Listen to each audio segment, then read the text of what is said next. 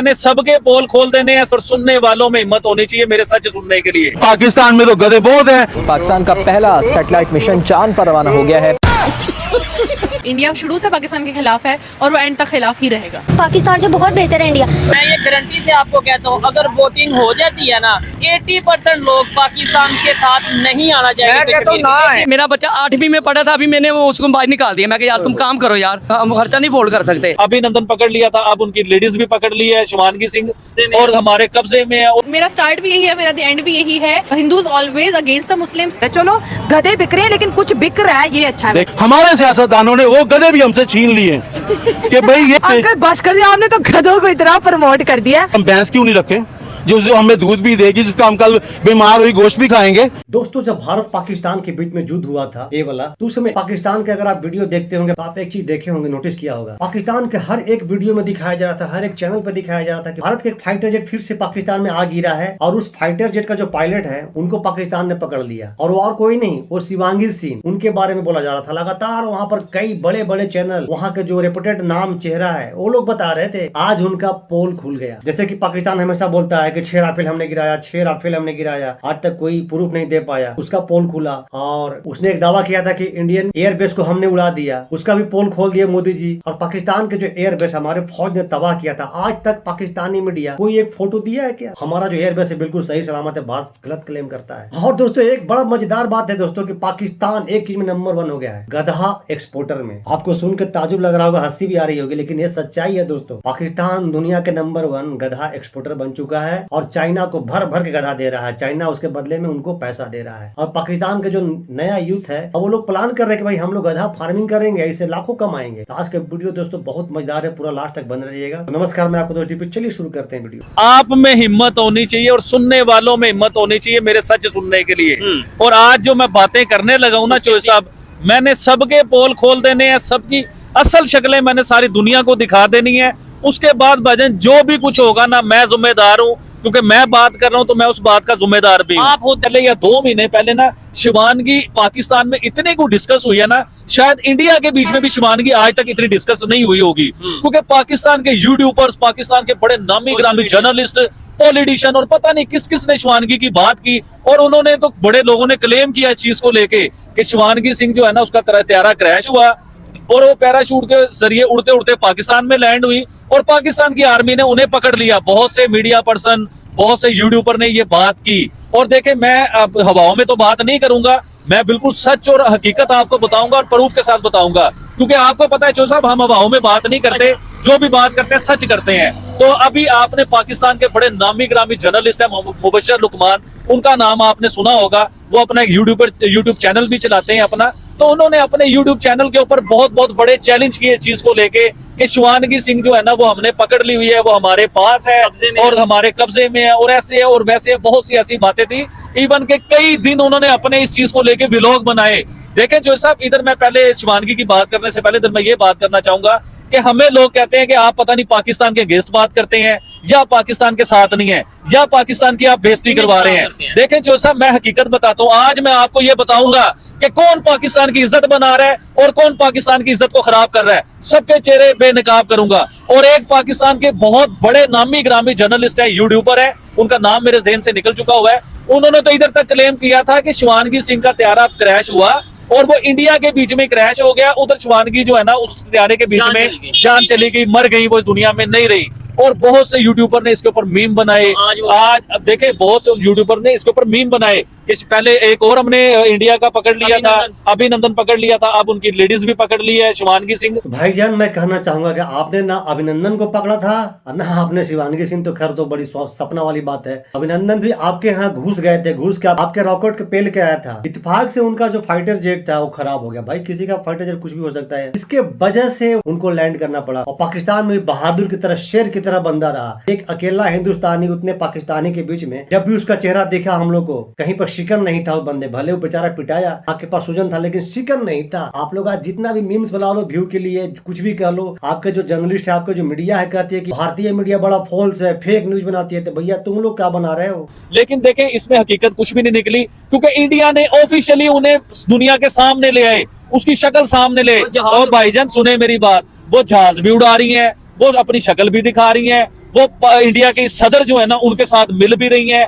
और पूरी दुनिया देखें मेरी बात सुने, या तो उन्होंने दूसरा जन्म लिया है या उनकी रूह इस दुनिया में वापस आ चुकी हुई है, या वो पाकिस्तान से भाग के मतलब जेल तोड़ के पाकिस्तान की जेल तोड़ के और वो इंडिया में पहुंच गई हैं दोबारा से। ऐसा कुछ भी नहीं है। ना शिवानगी सिंह को हमने पकड़ा, ना शिवानगी सिंह पाकिस्तान में आई। आपके सरकार ने तो ये भी क्लेम किया कि इंडियन एयरबेस हमने उड़ा दिया है। नेक्स्ट डे ही मोदी जी गए उस एयरबेस के पास जाके फोटो खिंचाया, बताया, दिखाया कि भाई देखो भैया अभी भी एयरबेस सही सलामत है। लेकिन आप लोग का जो एयरबेस उड़ा था ना, आज तक आपके कोई भी बंदा जाकर दिखाया नहीं फोटो दिखाया, ना कुछ बताया। भले आप लोग बोल रहे हो, लंबा लंबा छोड़ रहे हो।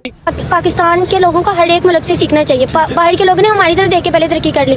जो मतलब हमारे लिए पहले मुल्क बनाया गया था ना, वो हमारे लिए बेहतरीन था। लेकिन अब हम लोग नौजवान नस्ल जो है ना, वो बिल्कुल भी अपनी कौम की तरफ बिल्कुल भी तवज्जो नहीं दे रही। क्या समझते हैं, अगर इंडिया की बात की जाए, उन्होंने भी तरक्की की है तो उनकी तरफ देख के भी सीखते। हमेशा से हमने यही सीखा कि ये हमारा दुश्मन मुल्क है, दुश्मन। इसीलिए बस कहते कि वो हमसे बेहतर है, पाकिस्तान से बहुत बेहतर है इंडिया। लेकिन हम लोग उनकी तरफ देख के ना सबक नहीं सीखते। हम लोग बस यही कहते, दिल में एक बात बना ली कि वो हमारे दुश्मन और दुश्मन ही रहेगा। चाइना और इंडिया के बीच बहुत सी चीज़ें सेटल हो रही हैं। अब वीज़ा भी मिल जाएगा, टूरिज्म भी होगी, ट्रेड भी होगी, चाइनीज़ वहाँ पर अपना सामान भी इजीली बेच सकेंगे और इंडिया चाइना से बहुत ज़्यादा ख़रीदता भी है। तो इसमें पाकिस्तान का क्या रोल होगा? देखिए, चाइना आज तक तरक्की उसने क्यों की है कि वो अपने चुप करके काम करता रहे, किसी से उसने लड़ाई नहीं की है। सही है। अब देखें ना, इंडियन ये सोच रहे होंगे कि हम चाइना से ताल्लुकात अच्छे कर लेंगे और पाकिस्तान को खुदे लाइन लगा देंगे।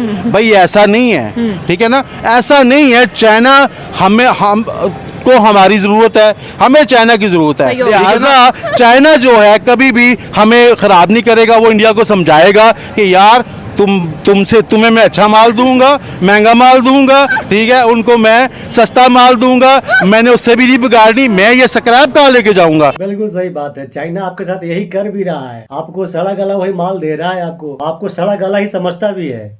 या तो फिर इंडिया स्क्रैप भी खरीदे, या तो फिर इंडिया स्क्रैप भी खरीदे, पाकिस्तान से बिल्कुल खत्म करनी पड़ेगी। हाँ। तो इंडिया कहेगा भाई ये उनसे गधे लेते रहो और स्क्रैप उनको देते रहो, क्योंकि पाकिस्तान में तो गधे बहुत हैं और हम ही इंपोर्ट कर रहे हैं। बिल्कुल सही कहा अंकल आपने कि पाकिस्तान में गधे बहुत है। ये बात भाई हम भी मानते हैं कि पाकिस्तान में गधे बहुत है, ठीक है ना। और पाकिस्तान में ये बड़ी अच्छी बात है कि एक जानवर ऐसा है जो पाकिस्तान में बहुत ज्यादा है और चाइना की मार्केट तक वो जा रहा है। चलो गधे बिक रहे हैं लेकिन कुछ बिक रहा है, ये अच्छा है। गधे का नाम गधा है ना, मगर काम इंसान से ज्यादा है उसका। हाँ, बड़ा शरीफ जानवर है, बड़ा शरीफ जानवर है। जितना मर्जी वजन लाद दो, जैसे किसी शोर पे जितना मर्जी बच्चे डाल दो, जितने मर्जी डाल दो, वो चुप करके सह लेता है। ऐसे ही गधा जो है ना, जितना मर्जी वजन डाल तो बोलता नहीं है। अच्छा। हमारे सियासतदानों ने वो गधे भी हमसे छीन लिए। बड़ा नाइंसाफी हुआ आप लोगों के साथ। आपके पास एक ही चीज बचा था, गधा, वो भी छीना गया। नाइंसाफी हुई आपके साथ कि भाई ये जो इनको फायदा दे रहे हैं, इनको गधों को निकालो और चाइना को बेचो। आप पहले तो लोरियों को खिलाए हमें सबको, ठीक है ना, फिर नहीं करते। अंकल बस कर दिया आपने, तो गधों को इतना प्रमोट कर दिया। अब एक नई दुनिया आ गई है ना, छोड़ दिया। अब गधे अच्छी बात है, चाइना में जाए नहीं। अगर गधे अगर बुरी चीज थी तो चाइना क्यों ले रहा है फिर हमसे? चाइना खा रहे हैं ना उसको, हम तो नहीं खाते। भाई ना। देखो ना, हमारे तो इस्लाम में वो उसका फूड खाना अच्छी बात है। यहाँ सड़कों पे थे तो हमने चाइना को दे दिया। अब देखिए पाकिस्तान में, सच में मजाक नहीं करी, कुछ सालों में ये जो गधे वाली फार्मिंग है ये बहुत ज्यादा प्रॉफिटेबल है। जो लोग इन्वेस्ट करने का सोच रहे हो, मेरा चैनल देखते भाई, आप छोटे छोटे गधे लाओ, उसका जो है उसको पालो और चाइना को बेचो और लाखों रुपया कमाओ। वाह क्या आइडिया है, व्हाट एन आइडिया भाई। पाकिस्तान वालों आइडिया ले लो और अमीर बन जाओ, रातों रात धनवान बन जाओ। मगर ये मेरे पास भी पैसा होता तो मैंने भी गधों का ही फार्म खोलना था। देखें, गधे का नाम भी कितना स्टूपिड नाम है ना, ठीक है ना। जिसके घर में गधा होता है ना, लोग उसके घर जाते नहीं थे। तो यार इन्होंने खोता रखे है ना, घर नहीं जाना, उस गली में लोग नहीं जाते थे, ठीक है ना। अब जो चीज गंदी थी, जो हमें गलीज लगती थी, अब हम उसकी फार्मिंग करें। हाँ। पहले ही बदनाम है जी, ये गधे बेचते हैं KPK वाले, और फिर अब आप गधे रखें। हाँ। और भाई गधे से अच्छा भी कोई जानवर है ना, पालतू जानवर, हम भैंस क्यों नहीं रखें जो हमें दूध भी देगी, जिसका हम कल बीमार हुई गोश्त भी खाएंगे, ठीक है ना। गधे का तो गोश्त नहीं खा सकते, हमेशा वो चीज रखनी चाहिए। इंडिया में प्रोटेस्ट हुआ आज इंडिया में यूरिया का क्या रेट है? यूरिया का रेट 300 रुपए की बोरी है। पाकिस्तान में क्या रेट? 5000 की बोरी है। तो फिर फर्क कितना है? आज इंडिया में किसान को बिजली पर यूनिट कितना मिल रही है? फ्री मिल रही है, फ्री मिल रही है। मैं जो बात, तो क्यों नहीं हम अपने वसाइल से खुद फायदा उठाते हैं। क्यों हम कहते हैं कि चाइना आए, क्यों कहते हैं अमेरिका आए, क्यों कहते हैं कि तीसरा मुल्क आए, हमारे वसाइल हम खुद फायदा उठाएं। वैसे हम कहते हैं टैलेंट बहुत है, लेकिन यहाँ पे हमें टैलेंट नहीं नजर आ रहा कि खुद हम क्यों एड करते हैं, ट्रेड क्यों नहीं करते, क्यों नहीं ट्रेड करते। हमारे ये सिर्फ हुक्मरानों की, देखिए सिंध में जो बैठे हैं वो सिंध के डाकू हैं,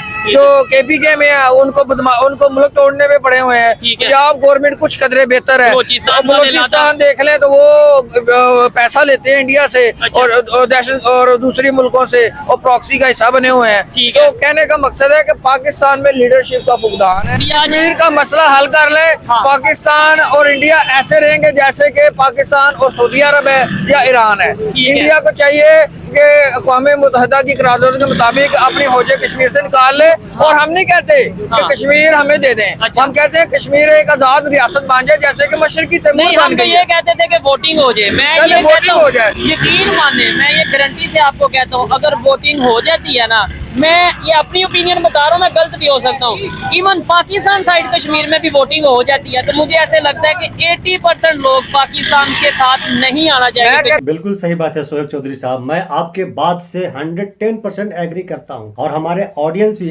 एग्री करेंगे। अगर कश्मीर में वोटिंग होगा ना, मेरे साइड तो छोड़ दीजिए, उधर के भी लोग ना, आप 80% बोल रहे हैं ना, मुझे तो लग रहा है कि 98 से 99% जो लोग है ना, वो वोट इंडिया को ही देंगे और वो इंडिया ही आना चाहेंगे। तो ना है कभी कश्मीर की बात कर दी है, कभी कोई ना कोई मसला इनके आगे, ये इनके अपने मसले नहीं खत्म हो रहे। आवाम का मसला, इनकी बात, आवाम का मसला इन लोगों ने खत्म करना ही नहीं है। मैंने आपको पहले भी ये बोला है कि इनको किश्ती में बिठाएं, वो चाइना वाला हिसाब करें इनके साथ, ये बड़ों को निकालें यहाँ से। ये हमारी आवाम नहीं सही है, मैं आपको सीधी बात बता रहा हूँ। हमें खाने के लिए मिलता, हम कहते हैं हम शेर हैं, जब हम भूखे होते हैं तो फिर बाहर निकल आते हैं। ये अभी भाई आप खुद ही एहसास करें कि हम क्या कर रहे हैं। मेरे माशाल्लाह 4 बच्चे हैं मेरे, अभी मेरा बच्चा 8वीं में पढ़ा था, अभी मैंने उसको बाहर निकाल दिया। मैं कहा यार तुम काम करो यार, नहीं हमारा खर्चा हम खर्चा नहीं फोल्ड कर सकते। भाई ये हालात है पाकिस्तान का, और ये अंकल का जो फ्रस्ट्रेशन था ना, देखकर साफ साफ जाहिर हो रहा था कि पाकिस्तान में महंगाई का क्या हालात है, पाकिस्तान के लोग किस कदर परेशान हैं। हमारे इंडिया में बैठे बैठे लोग तो कुछ भी बोल देते हैं। यहाँ पर काफी सारे ऐसे लोग हैं जो भारत के खिलाफ बातें करते हैं, भारत में रहते हैं, भारत में खाते हैं, लेकिन गुण गाते हैं पाकिस्तान का। तो उनको ये सब वीडियो देखना चाहिए, लोग देखते भी है, लेकिन जाहिलपंथी का हद थोड़ी होता है। आप जब कोई सामान खरीदते हैं तो सामान खरीदते समय एक चीज जरूर देखिए,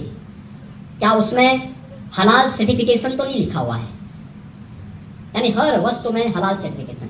ये सारा का सारा पैसा आतंकवाद के लिए, लव जिहाद के लिए और धर्मांतरण में दुरुपयोग होता है। तो मैं ये कहना चाहूंगी कि इंडिया बिल्कुल भी पाकिस्तानियों को और स्पेशली मुस्लिम को सपोर्ट्स नहीं करता। सपोर्ट पाकिस्तानी कौन है वहाँ पर? जो इंडिया में रहते हैं मुस्लिम वो पाकिस्तानी है, इनके मतलब ये लोग तो वही कहते हैं। जो पाकिस्तान में हिंदू रहते हैं वो इंडियन है, और जो इंडिया में मुस्लिम रहते हैं वो पाकिस्तानी है। भाई क्या थिंकिंग है इनका, क्या लॉजिक है देते हैं लोग। नहीं, पाकिस्तानी नहीं वैसे ही चाहता है कि मतलब मुस्लिम को सपोर्ट ना ही करे, मुस्लिम वो डाउनवर्ड ही जाते रहे, दे वांट्स। लेकिन ऐसा कुछ भी नहीं है। पाकिस्तान और मुस्लिम्स तो स्पेशली बिल्कुल भी नहीं चाहते कि वो दहशतगर्दी में पैसा लगाएं।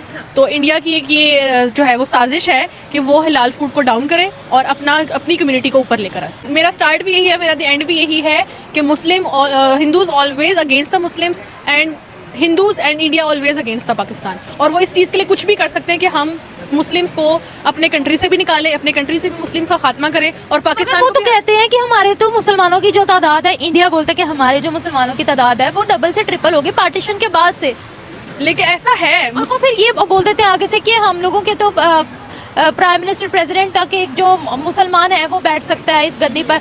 पाकिस्तान के अंदर ये लॉ नहीं है या ये कॉन्स्टिट्यूशन में नहीं है कि जो गैर मुस्लिम है वो उनके इतने बड़े बड़े ओहदों पर बैठे। वो आगे से मीडिया पर या फिर उनकी स्पीच उठाकर देख ले, वो आगे से इस तरह के बयानात देते हैं। बिल्कुल सही बात है। आए मोहतरमा देखिएगा, जवाब नहीं दे पाएंगे, घुमा फिरा के बातें करेंगे, उस पर जवाब नहीं देंगे। ये सच है, फैक्ट है कि पाकिस्तान में ऐसा लॉ ही नहीं बना है। कोई भी हिंदू व्यक्ति या फिर मुस्लिम के अलावा जो व्यक्ति वहाँ रह रहे हो, वो कोई ऊंचा आधारे पे, ऊंचा पोस्ट पे जाकर के बैठे, उनको कोई ऊंचा पोस्ट मिले, ऐसा कोई लॉ ही नहीं है। लेकिन हिंदुस्तान में जिसके पास मत है वो कुछ भी कर सकता है, जिसके पास टैलेंट है वो कहीं पर भी जाकर के कुछ भी कर सकता है। फिर भी पाकिस्तानी कहते हैं कि हम आजाद कौम है। वो सिर्फ दुनिया को दिखाने के लिए देते हैं ताकि ये शो हो सके कि हम इसके खिलाफ नहीं है। सच नहीं है क्या? नहीं, ये सच नहीं है। वो उसके पाकिस्तान के खिलाफ है। इंडिया शुरू से पाकिस्तान के खिलाफ है और वो एंड तक खिलाफ ही रहेगा।